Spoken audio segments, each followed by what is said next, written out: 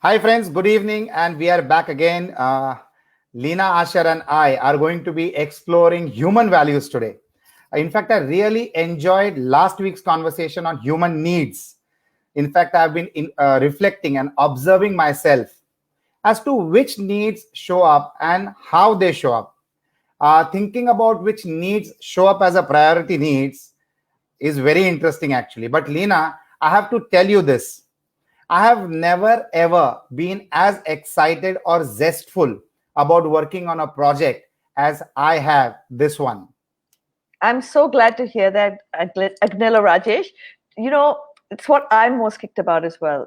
You remember when I interviewed the author Hector Garcia for the book Ikigai? Yes, yes, yes. I have read the book. The one about the Japanese concept that means a reason for being. That when you have direction or purpose in life, it makes one's life worthwhile. And then an individual takes spontaneous and willing action, giving them satisfaction and a sense of meaning to life. So correct, Agnella Rajesh. So, when I was interviewing Hector, I told him that, I've always framed it in various ways. Like when I was running Kangaroo Kids in Billabong High, the statement was to ignite human greatness. And Mhm. um, you know, while I was talking to Hector, I actually had what they call the light bulb moment, that Yes, aha yes. moment. And I said to Hector, you know what? I've just realized that my ikigai is to help others find their ikigai. So, Mhm. Agnel Rajesh, you being in a state of mojo means that I am naturally also in a state of mojo. And many people say this again and again. So there's Ken Hudgens who sort of said that something like the meaning of life is to give life meaning. But I've framed this with kids so many times. Nobody says it as well as Patanjali. When you are inspired by Yes. some great purpose, some extraordinary project, all your thoughts break their bonds, your mind transcends limitations, and he says your consciousness expands in every direction and you find yourself in a new great and wonderful world. And this is what I'd love for all kids. Dormant forces, faculties and talents become so alive, and you become a far greater person than you ever dreamed yourself to be. So it's something like that, the quote, but it's just absolutely fabulous in what it means. Yes, and through Corroboree, we have aligned Ikigai. That has at its nerve center the hope that we encourage parents to allow their children to find their Ikigai. And in the process, we will find that children of today transform the world of tomorrow to be wonderful and abundant at a very collective level. And at an individual level, it would be so awesome to see more fulfilled, happy, and successful adults. So today, friends, we are exploring values, like how we explored the needs on last Sunday. What is the difference between a need and a value, and why is it important for us to reflect and bring more awareness to what our values are, Lena? So, last week we covered the human needs theory, both that of Maslow and Anthony Robbins. Yeah. So, a value is a conscious choice to act in a certain manner to meet your own needs. So, that's basically what it means. So, remember, we spoke about two people Yes. needing significance, but having very different perceptions, and so acting in different ways to meet that need. So, both may have had significance as a need, but they use different values and different rules to meet those needs. So your life values act as like a personal compass. If you spend time reflecting on and choosing your values, consciously choosing your values, then they can kind of help you um, um, guide every decision that you make and action. And let's face it, Agnella Rajesh, it is a combination of our thoughts, decisions, and actions that add up to being our destiny. Absolutely. I recall you're discussing this in one of our Moonshot conversations. That you know that peace is one of your key values, and whenever you need to make a decision, even like which car to buy, you refer back to your set of values to see what aligns the best. So yes, if we want ourselves and our children, right, to live a life at the deepest level of life Yes. fulfillment, we can achieve it in one way, and really, really one way only, and that's by deciding what we value most in life.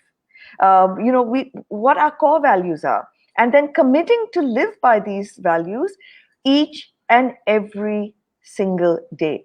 So this is like selection of a school that we spoke about, in our last moonshot, that or of a life partner, that if you don't know what you value, if you don't think about this deeply, then what we will end up doing is kind of just waffling through life, with no clarity, because we'll end up following like an outside in approach, so we'll sort of look at what do other people value, and what does society value, and what is the media value, and then we'll end up kind of following that sort of blindly. And at some point, whoever does not use an inside out process will feel this, because if you don't do it, you'll feel either a lack of meaning, of a flow, of fulfillment, of happiness. So we all have to keep uppermost in our minds that all decision making comes to a clarification of our values. And if we have spent time actually doing this clarification exercise, of our values, then decision making can shift from states of doubt and confusion to ones of absolute clarity. And individuals who do this work own the power of leading lives in a very empowered way, where their philosophy and their action of life are kind of aligned. In fact, you can discover your values, but understand, so you can discover your values by accident. But Yes. but sort of what we want to do is that, consciously pick values. We can see it, values that our families have talked about or lived, or families society has talked about or lived, or values that our superheroes have talked about and lived. But instead of unconsciously picking them up, we can actually sit down and consciously select our values. So choosing your personal core values is one of the critical things we should do.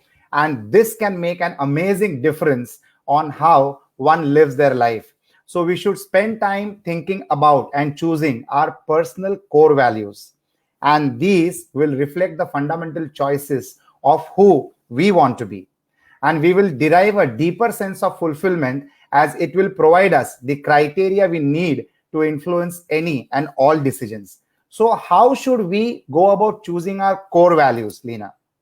So we don't have a journal this week, but we'll have a journal next week, where we'll have all of this sort of outlined. So Yes. there are a few things to consider. Remember, your values may not always be the same throughout your life, right? And in the same order of priority as well. So just like when we spoke about needs, and your needs can change. So it's helpful within blocks of time to sort of revisit them. So I realized, because I did Anthony Robbins twice, right? A Date with Destiny.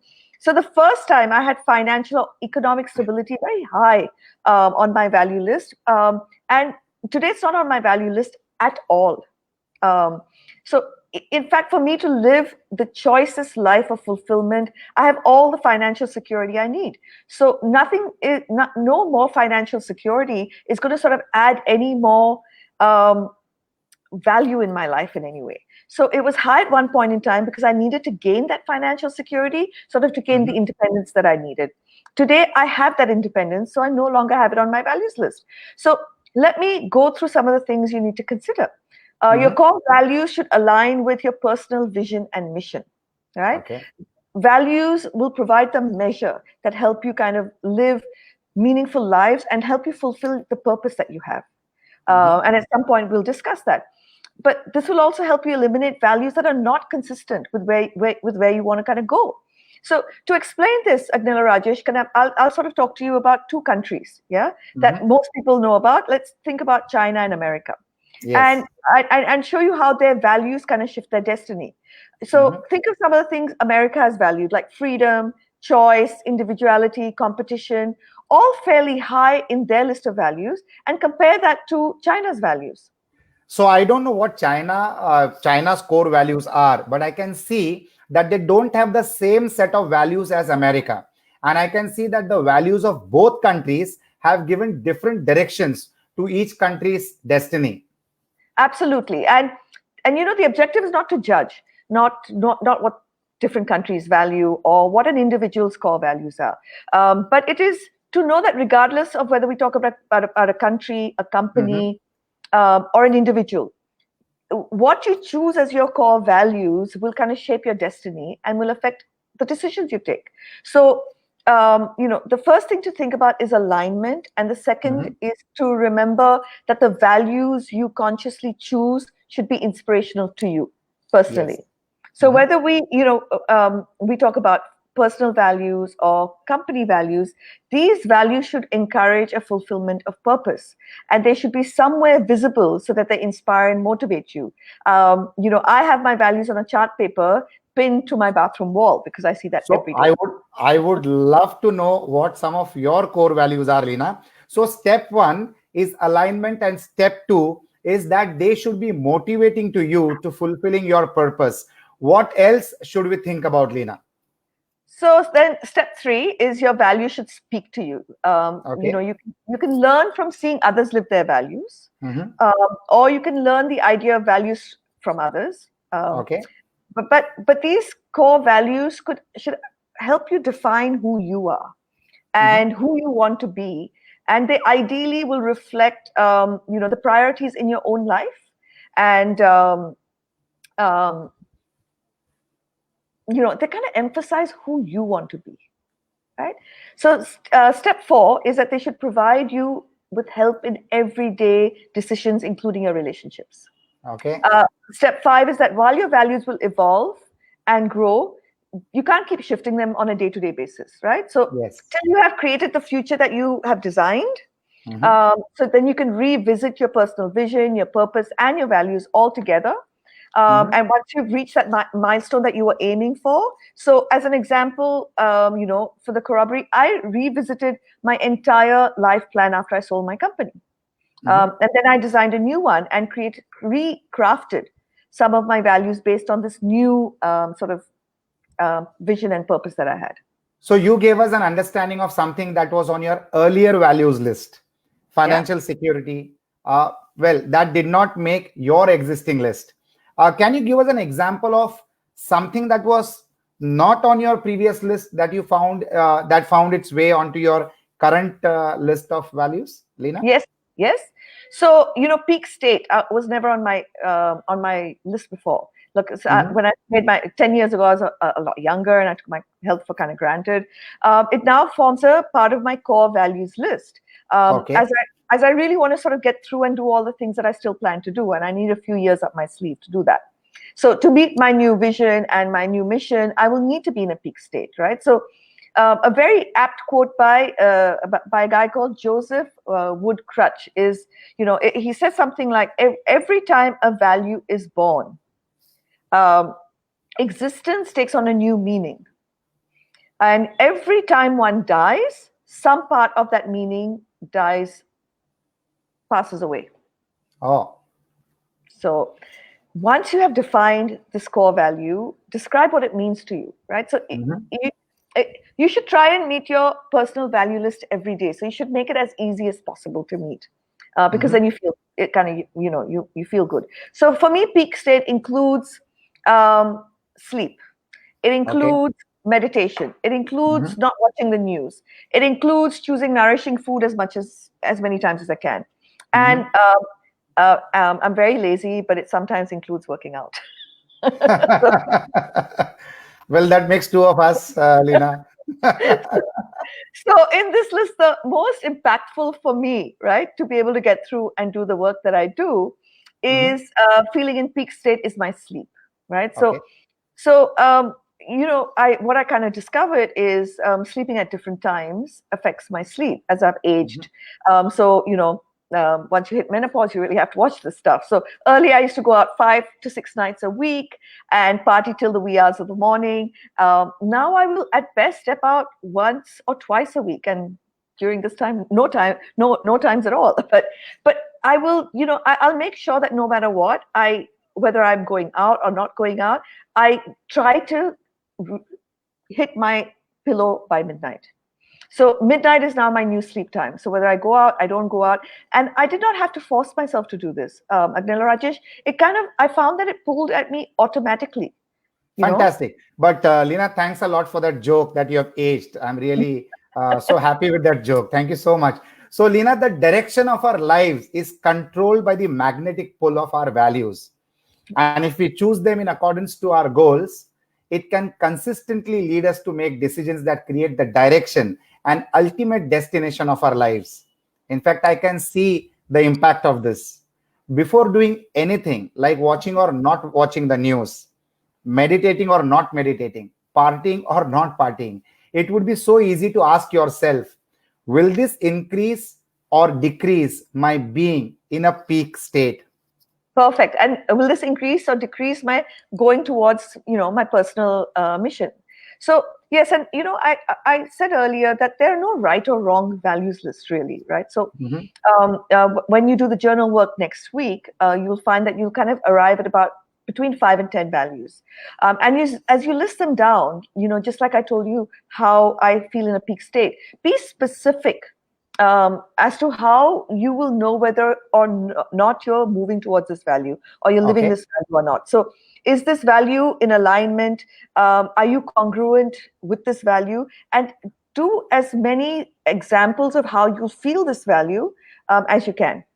So if I choose love as one of my values, I would include patience, forgiveness, compassion. So those are very generic, right? That's like that you can get from any self-development book, right? Okay. That's how they'd ask you to do it. But I have made, like, love is in my values list, but I've made it Mhm. more tangible. So it's firstly more easy for everyone to know what I mean by love, and it's Okay. more easy for me to feel love on a day-to-day basis. So my description includes anytime that I am loving, right? Or I'm noticing the love in others, Mhm. or anytime I connect with my family, friends Mhm. or colleagues, or my partner in a loving way. That could Mhm. be WhatsApp messages also. Or anytime I cook a meal for my son or my partner. That tells Mhm. you that I don't cook that much. or, or even, and people forget this, every time I'm loving to myself, in tangible ways, like gifting myself a massage, Mhm. or in intangible ways, like not being so hard on myself. Sometimes I have an off day and I don't feel like working, and instead of beating myself up, I'll just be kind to myself and say, I'll treat myself like I treat somebody I really really love, and say it's okay. So the more I meet my values, Agnila Rajesh, and live in alignment with that, and the more I can feel that, the more grounded I feel, the more whole I feel, the more joyful I feel, and the more fulfilled I'm going to be.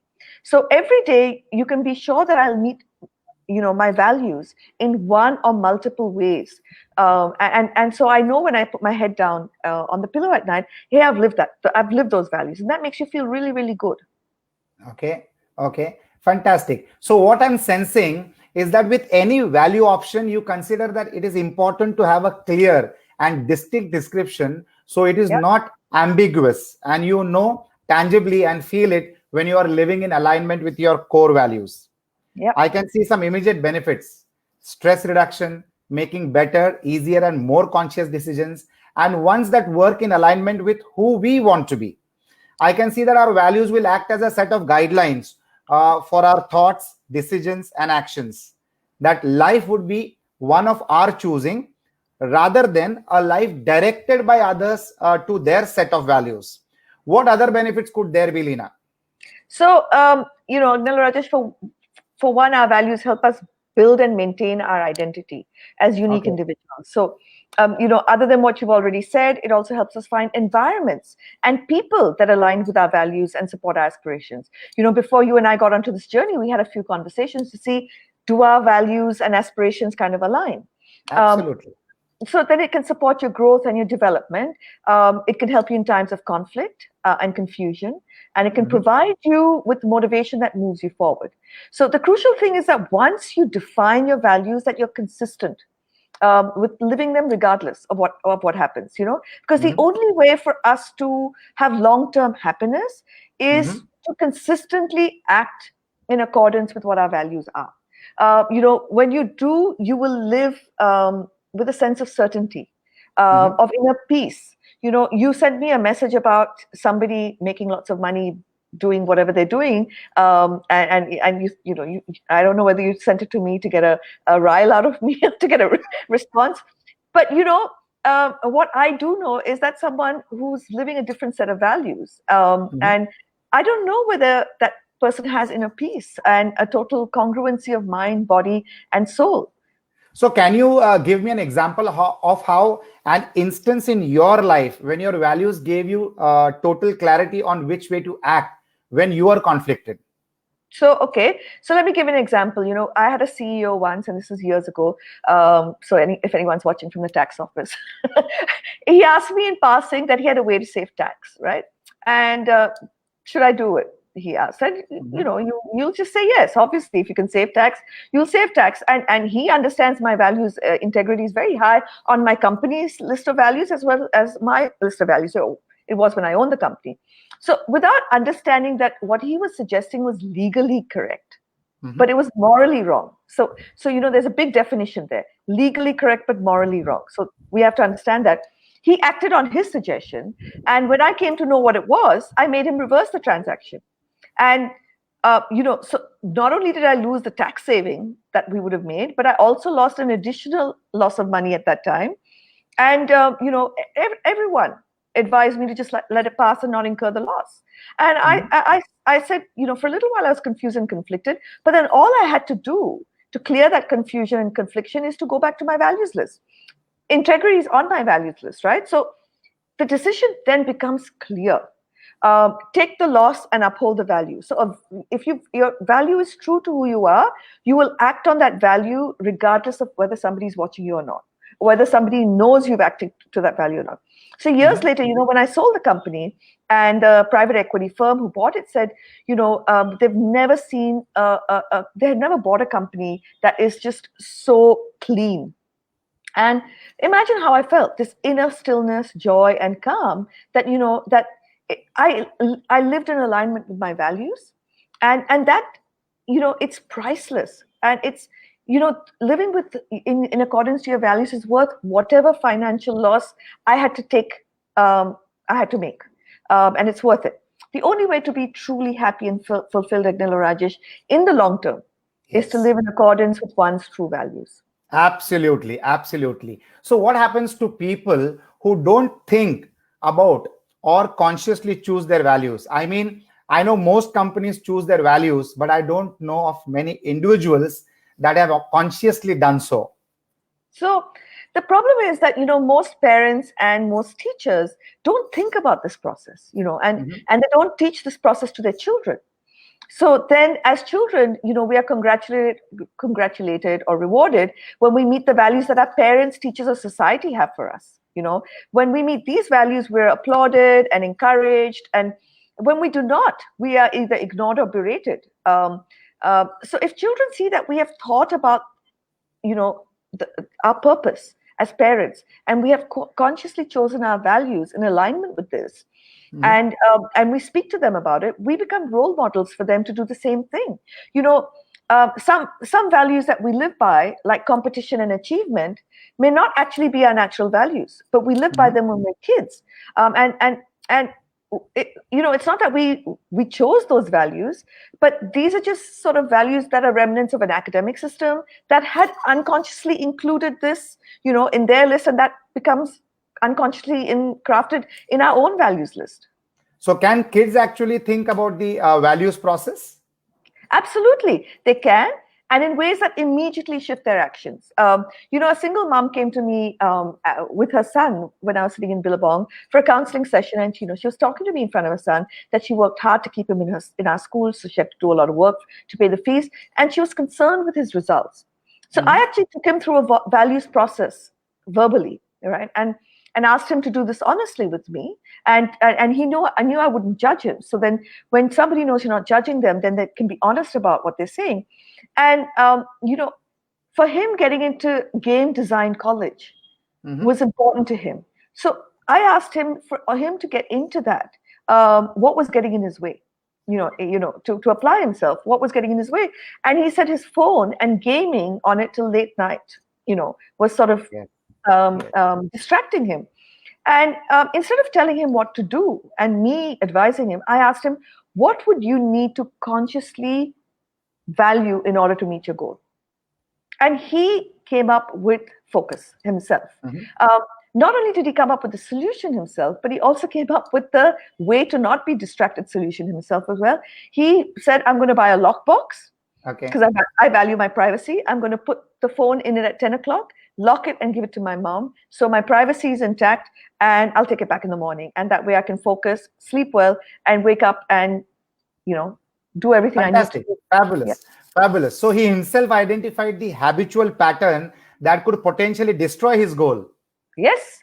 With our children, we have to coach them into coming to their own conclusion. So we have to actually be coach and not managers to our kids, right? So when they come to their own conclusion about what's important in their lives, and we then ask them to consciously choose their values that will support where they want to go, then they'll actually do it. When people engage in negative behavior like overeating, over drinking, constant gaming, or mindless television watching, these are just distractions for states of feeling a lack of fulfillment. And then these become habits over a period of time. And and then when we try to change the behavior, rather than looking at the underlying cause of the behavior, we try to change the habit. So if you ask kids, what do you want to do? Where do you want to go? Where do you want to reach? And then who do you have to be in order to get there? What do you need to consciously choose? You will get, as your values, you will get a far more effective outcome. So it's not just for our children, it's for all of us. Fantastic. So friends, I can see how fabulous this could be. Asking children to choose their values as an intelligent and conscious choice, and not because of what priorities have been conditioned into their lives. If we could give our children the gift of helping them to design their own life, create their own set of values, we would actually empower them to shape their own ultimate destiny. Is the value list also a high priority and a low priority like the human needs, Leena? Yes, absolutely. So how you prioritize the values will matter. You will do more to achieve those that are higher on your list than those that are lower on your list. So this is known as the hierarchy of values. So for a start, you can imagine that that the values in your list are important, but also how you put them in terms of hierarchy are important. So can you imagine if you had emotional intimacy and autonomy or freedom, both high on your list and close together? Okay. I can definitely imagine the push and the pull that would cause. As you get one, you would fear losing the other. So in a relationship, you may yo-yo between emotional intimacy and freedom. It would be important to know your hierarchy of values and make sure that they are well thought through. Would it not be equally important to know the values and their hierarchy of those that you are very closely associated with, like a personal or a business relationship, Leena? Yeah, absolutely. Like you and I did, and doing so gives you an insight on the personal or business relationship or decision making and their actions.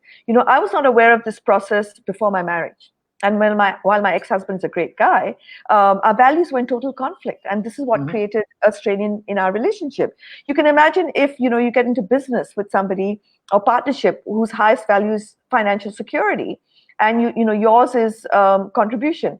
This is sure to create some amount of friction, right? So it is important to select any relationship based on values, and it's also vital to our well-being to choose work that aligns with our personal values.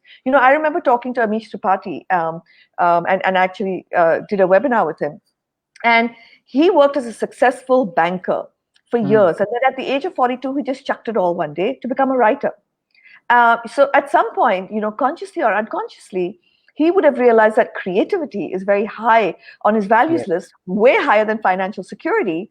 But he may have chosen his vocation as a banker based on the way society or anyone has programmed the value of financial security. For Amish Tripathi, it worked out well. But I can imagine if he valued creativity and could not pivot from banking to writing, he may have ended up living a life of frustration instead of fulfillment. So now I understand, Leena. Some alignment of values would be important in the work we choose to do and in relationships as well. If values are really misaligned, it could cause the failure of a relationship altogether. Yeah, and interestingly, we usually align our interests. That we Yes. both like reading, or we both like the beach, or we both like travel, and our objectives. Like we both want a home and a car, and 3 kids and a dog, and our vision. We want to contribute to the world, to people's lives, to reduce global warming. But if our values are not aligned, right, Yes. we will at the worst destroy the relationship.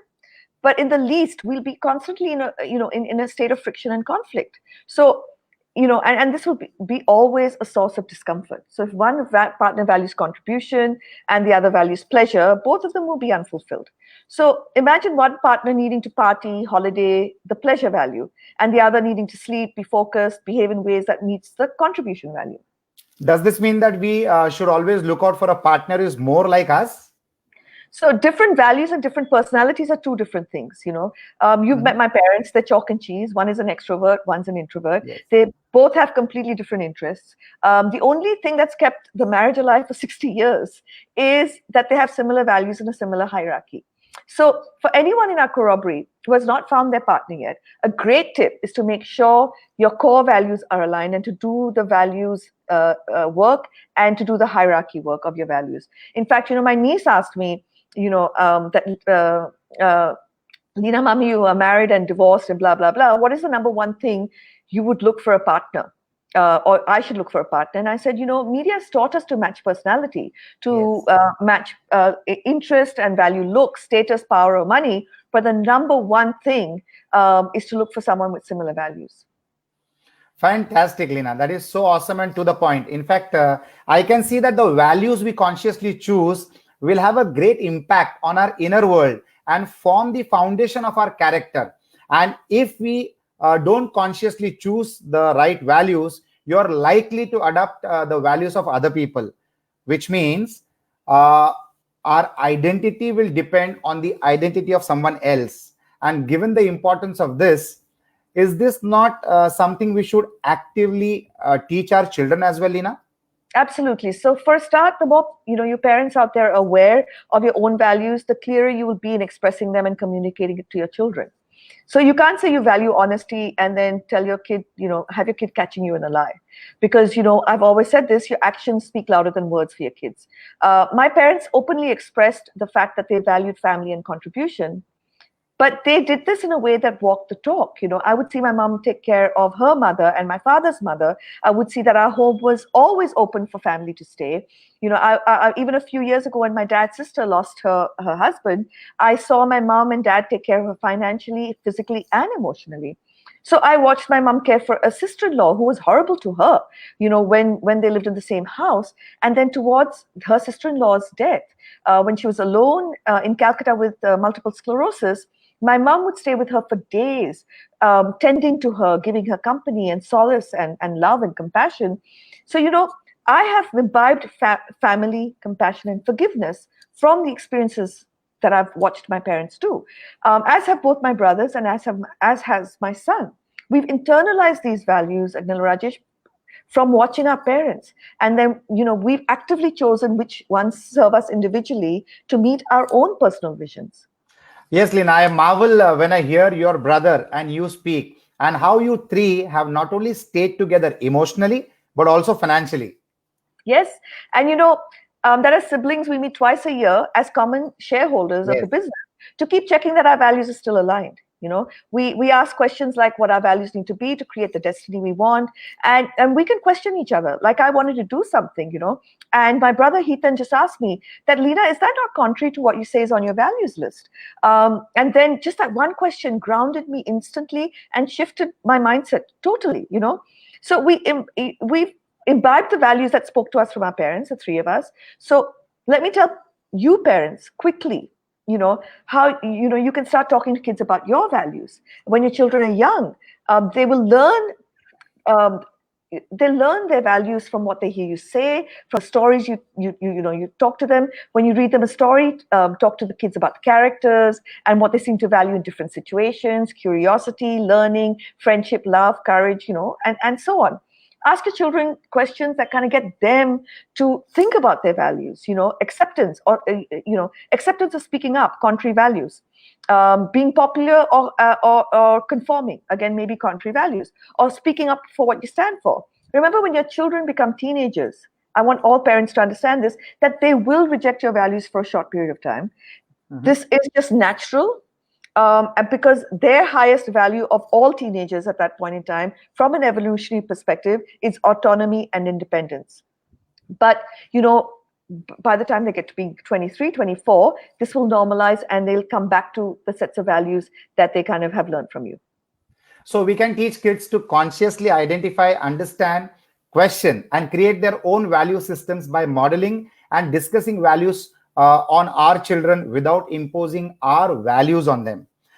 So before this exercise with our children, I think we should encourage ourselves to do the journal work and think through our list of values. You're going to get a journal.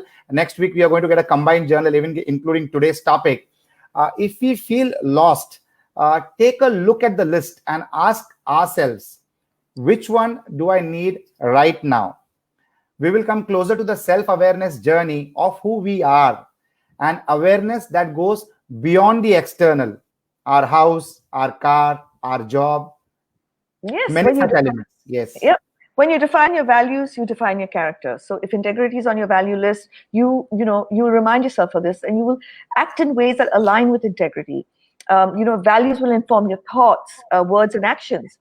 That no one in the world will define you. You will define yourself, and you don't want to simply kind of amble through life. Alarm clock, cooking, feeding, TV. If you want to design your life, you want to set goals and routines and consciously choose your values. Only then will it work. I feel that there's a lot of unhappiness in the world because so many people run around in this rat race, living life based on values that are not their own. Each one of us should spend more time defining what success means to us. And this is a quote from 2,000 years ago. 2,000 years ago by Seneca. He said that there are only a few who control themselves and their affairs by a guiding purpose. The rest do not proceed. They are merely swept along like objects afloat in a river. This reminds me of what you said in the episode on goals, Lina.